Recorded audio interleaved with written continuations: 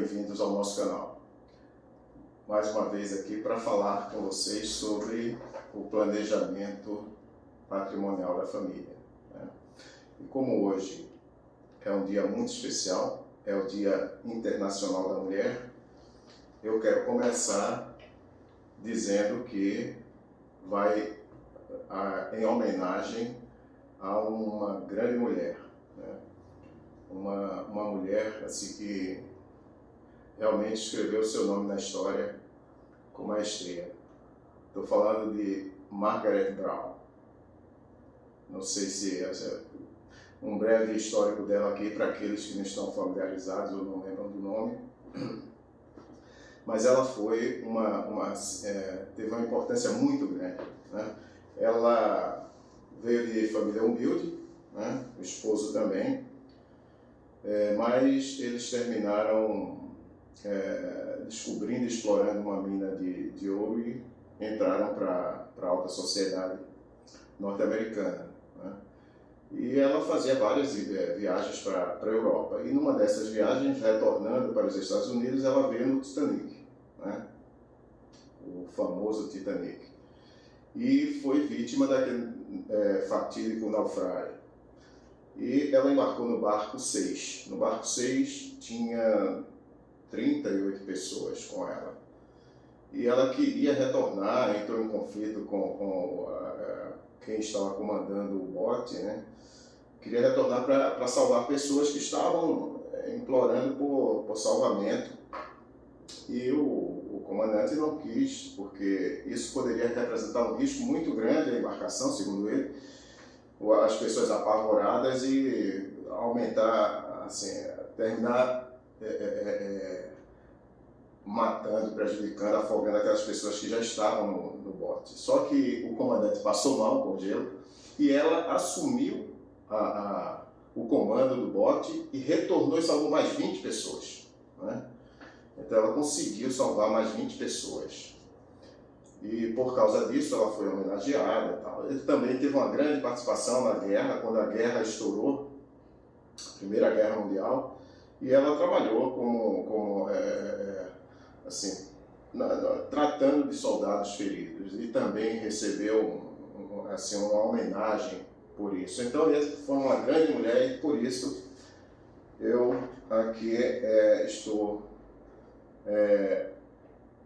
honrando as mulheres no nome de Margaret Brown, ok? Então vamos falar. E isso, lembrei uma coisa aqui, ela teve filhos, né? O marido dela morreu e 10 anos depois ela morreu, né? Ela veio a falecer. Só que eles eram abastados, eram ricos, né? Se tornaram ricos. Ela tinha filhos, mas morreu em um quarto de hotel, sozinha. Essa pessoa, essa mulher grandiosa, morreu sozinha, né? Em um quarto de hotel. Então isso também nos remete ao assunto, ao tema que estou aqui para tratar com vocês, né? Que é o planejamento patrimonial da família. E isso vem a calhar, né? Por quê? Porque eu não sei que tipo de planejamento ela tinha feito, mas se fizermos um bom planejamento, nós podemos evitar muita coisa, né? Podemos evitar muita coisa. De repente, evitar uma vida solitária no final, né? Então vamos lá. O planejamento familiar o planejamento patrimonial da família, como chamamos, né? E tendo na holding familiar a sua principal ferramenta, né? Ele possibilita que você tenha total controle sobre esses bens, né? E esses bens eles não vão se confundir, não vai confundir a pessoa da holding, que é uma pessoa jurídica, é uma PJ, com a sua pessoa física, né? com a pessoa de quem o instituiu. E você continua na administração desses bens, né? Claro que tem toda uma técnica para fazer, né? Técnica que nós conhecemos e dominamos, e isso possibilita que você tenha esses bens segurados, guardados dentro dessa holding, né?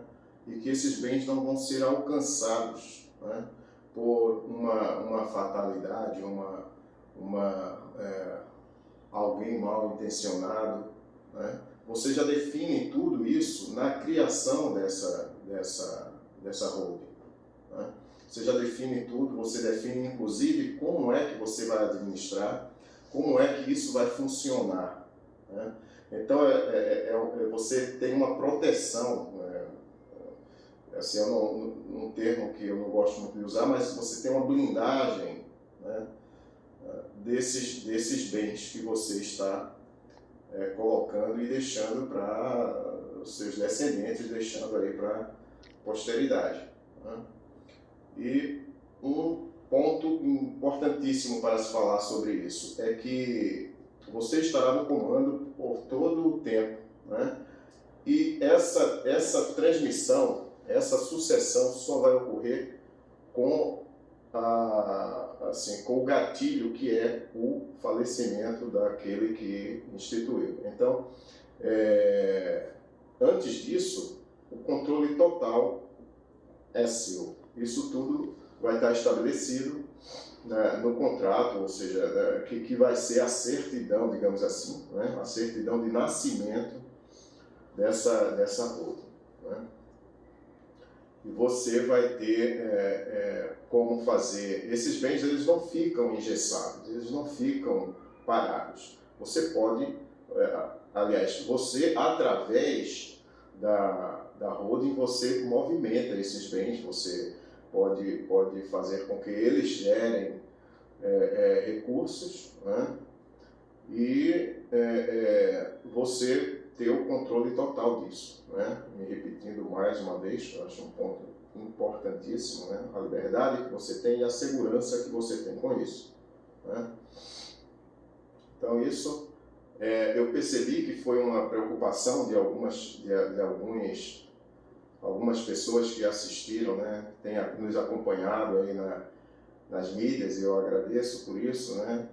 E assim, aproveito para dizer que o maior beneficiado é a própria pessoa, né? Porque vai acumulando conhecimentos que podem ser bastante úteis nesse planejamento familiar, né?